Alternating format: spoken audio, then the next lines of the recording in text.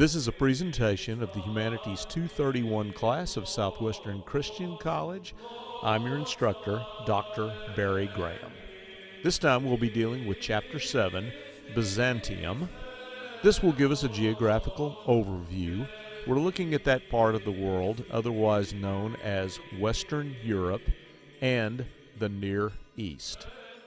You see countries that in modern times are known as England and Scotland. Here you see France, here you see Italy and other countries. Over here you'll note the East Roman Empire.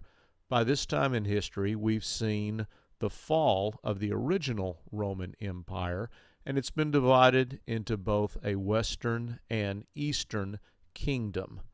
Over here, the capital of the Eastern Empire has become Constantinople, and it remains Rome in the West, which has been taken over by the Goths and the other so-called barbarians. The decline of Rome was due to a number of issues.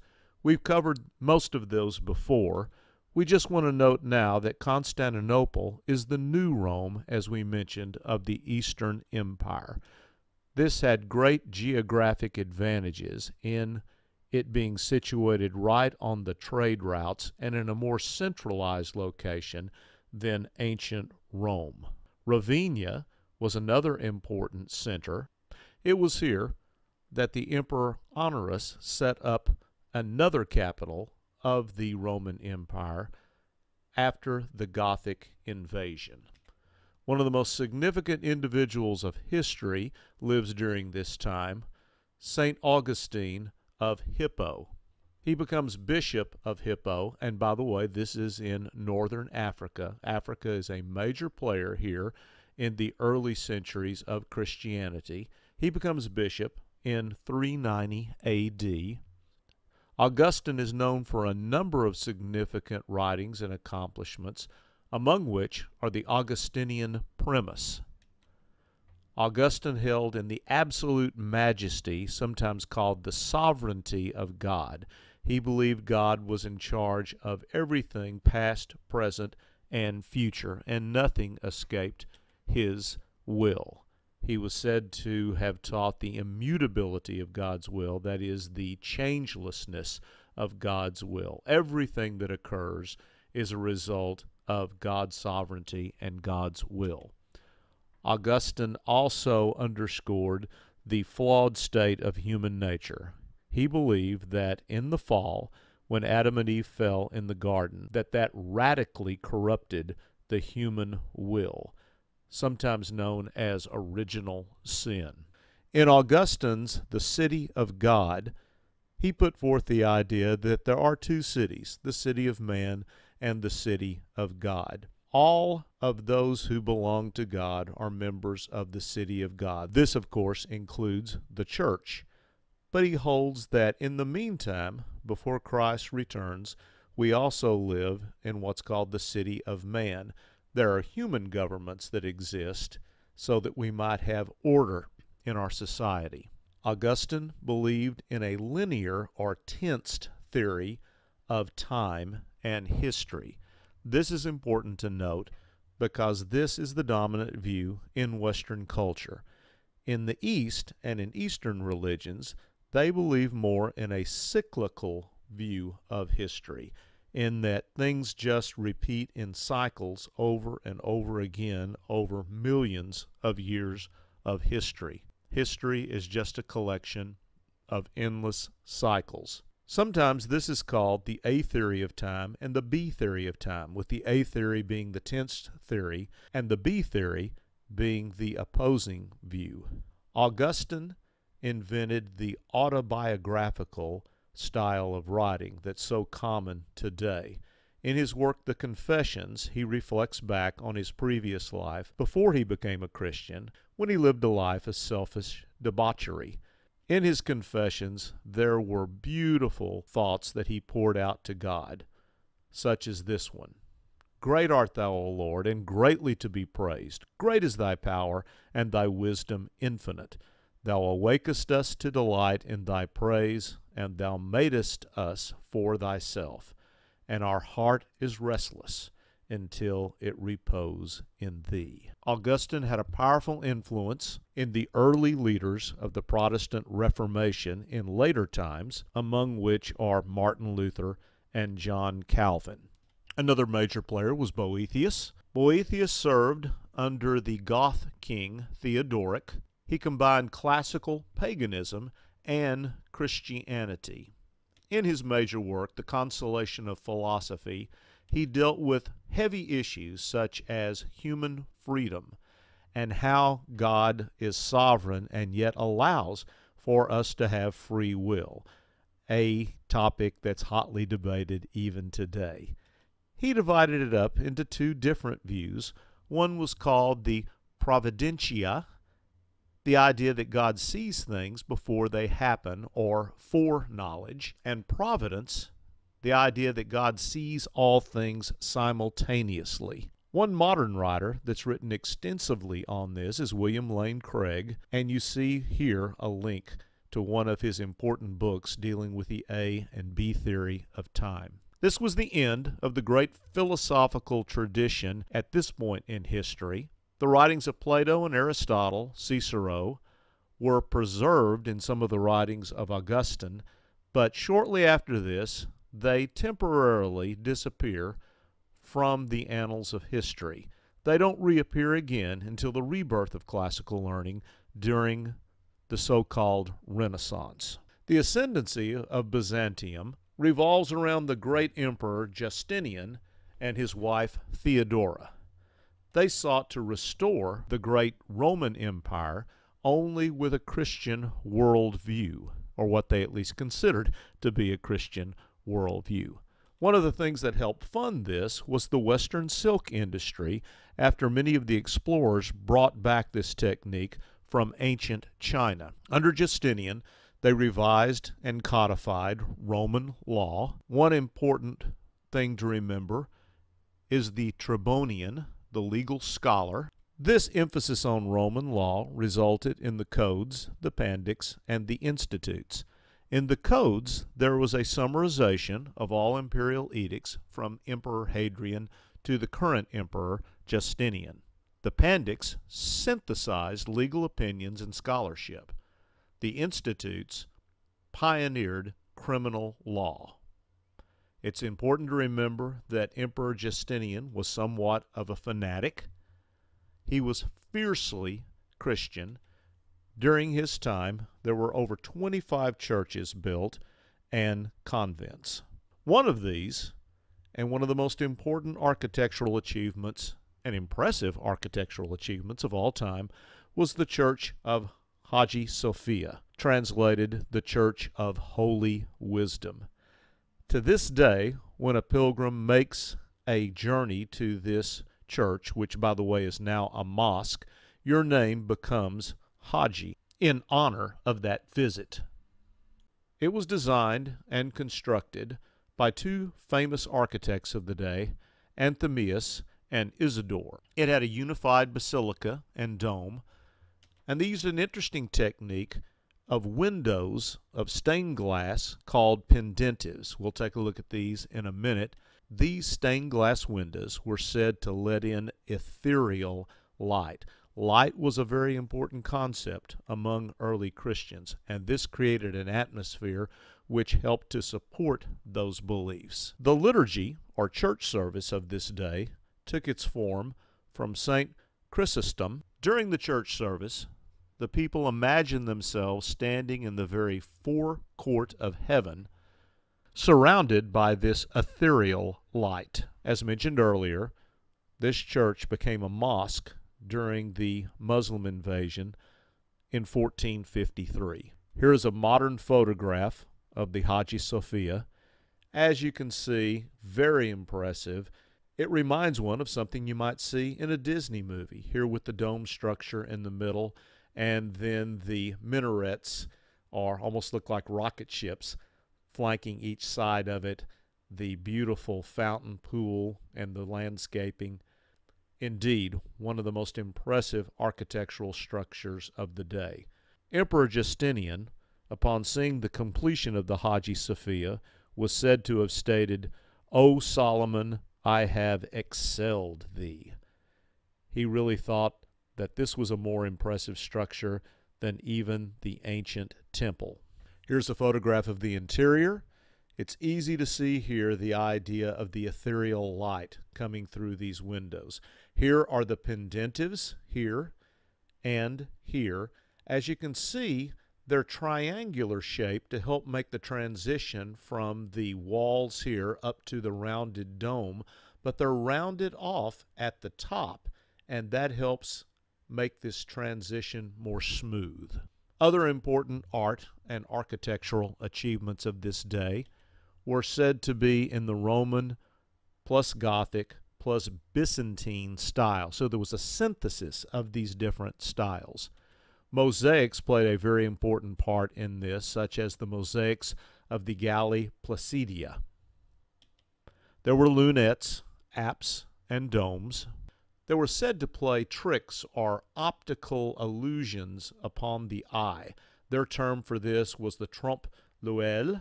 We see them in places like the Neonian Baptistry. Once again, they're dealing with octagonal structures here, or eight-sided structures. We have one of these types of structures on the Southwestern campus. Many of you have been to the Roundhouse. That's an eight-sided structure, and this was pioneered during this point in history.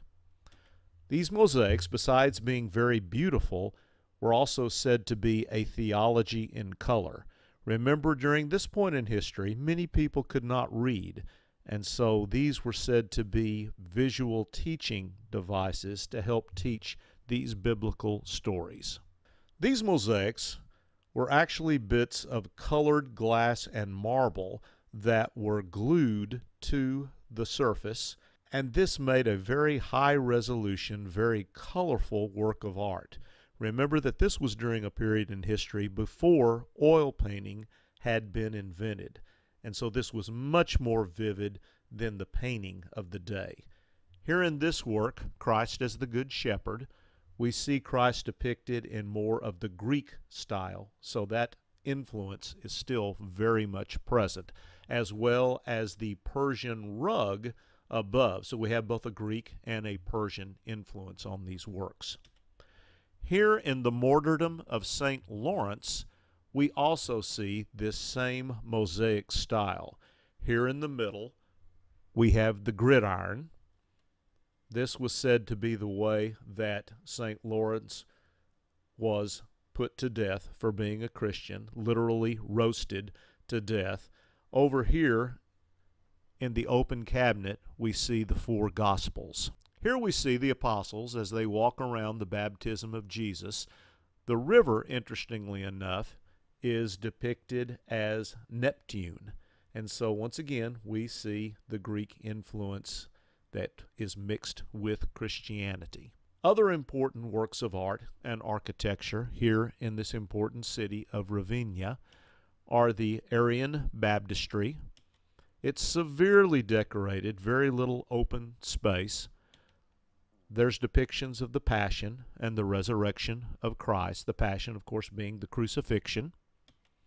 At the Church of St. Apollinaire Nouveau, we see things such as Theodoric's Palace Church, the basilica style that's used and borrowed from the old Greek and Roman temples, and once again, the rich mosaics in both the Roman and Byzantine style. We want to look quickly at a few of those, such as the south wall mosaic in the St. Apollinaire Nouveau. We see the male saints, the prophets, and the apostles. Here on the north wall, the women or the female saints are not left out, and we see also depicted here the three wise men, or the Magi, as they're sometimes referred to, at the birth of Christ. At Theodoric's palace, we have the twisted draperies that have replaced the figures of the Arian saints. That happened historically because Arianism was declared a heresy, so they didn't want to do anything to honor them. Here we see the north wall. Jesus calls Peter and Andrew as his disciples, and once again you see the Greek influence in the way that they're dressed and in their hairstyles. Here's a close-up of the Magi that we mentioned a while ago. We don't know how many Magi there actually were. We just know that there were 3 gifts, and here they are bearing their gifts to the Christ child.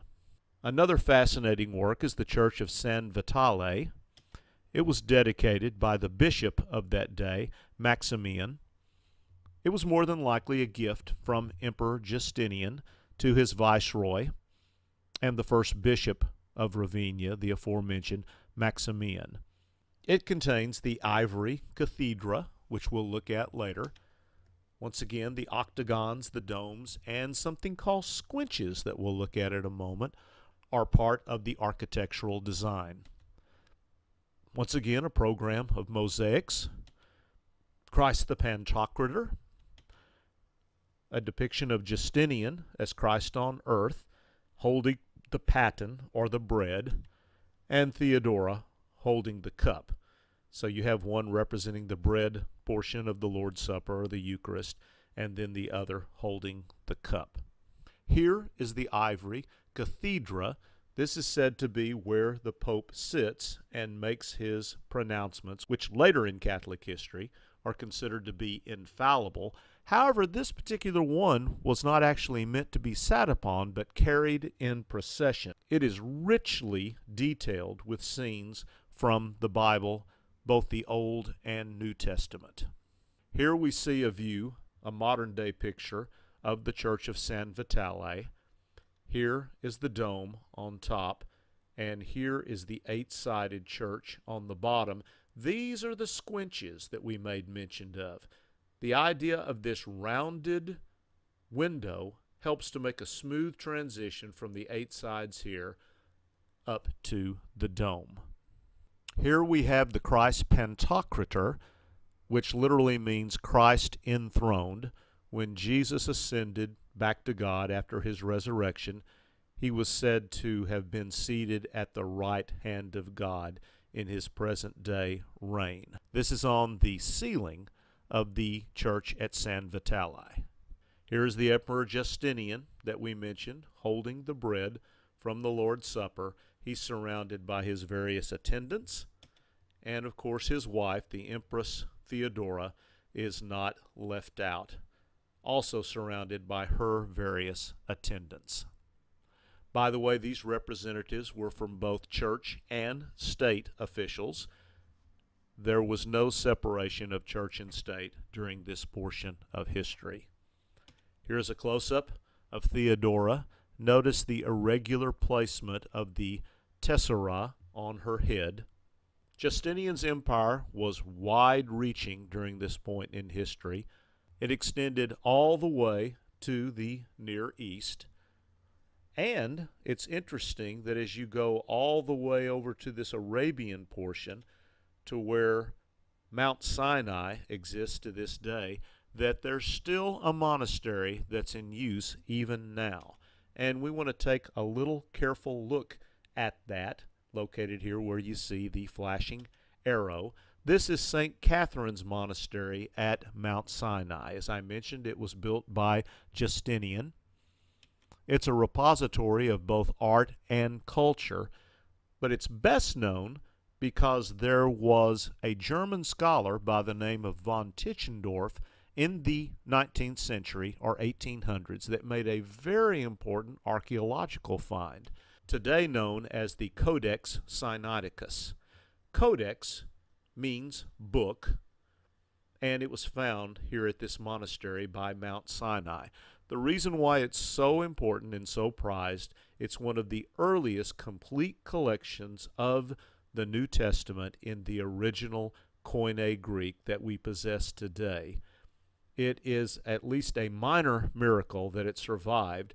It would not have survived had it not been for this great scholar. He noticed some of the monks there were burning these old pieces of paper and parchments and books in order to keep warm during a colder part of the season. He noticed that some of them looked to be very old and perhaps valuable. He offered to buy the documents off of them. They gratefully said yes. That meant that they could go out and perhaps buy more wood to fuel them so that they would be able to keep warm.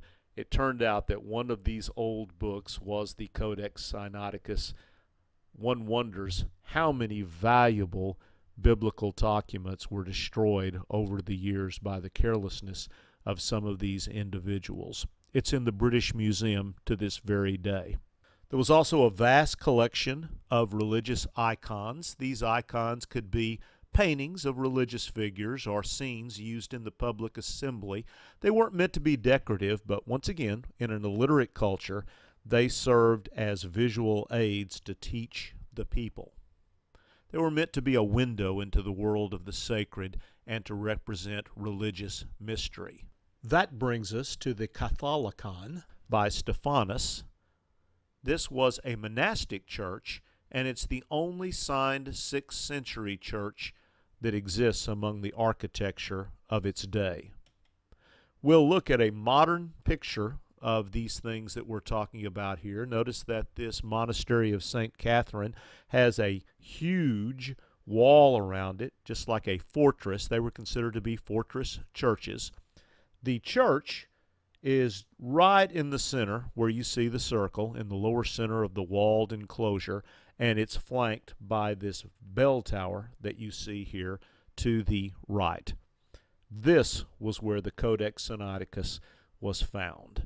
Here's a closer picture of this fortress monastery of St. Catherine, and it's a little better picture of the bell tower. We mentioned the Christ Pantocrator. There's more than one of these, the idea of Christ enthroned. In this wood panel, he's depicted with the Bible, Christ being the living Word, and of course the Bible being the revelation or the book of life. There's been a real persistence of Byzantine culture all the way up to the present day. It's had a great influence on Russian culture, probably because of the Greek Orthodox Church that's very dominant there. It preserves this Italio-Byzantine style. It's noted for its theological conservatism, its aesthetic stability, and also its iconography. It's resulted in a reinfusion of Greek culture. Greek refugee scholars have gathered there over the years, and it was responsible for preserving some of the classical learning so that it could be rediscovered during the Renaissance. This, along with what was preserved among Muslim culture, preserved Greek learning until that time of the Renaissance. We'll show you one final picture of a modern-day church in this Byzantine style. You can see the modern-day cars. The style is very much alive to the present day. And that concludes our presentation today, Chapter 7.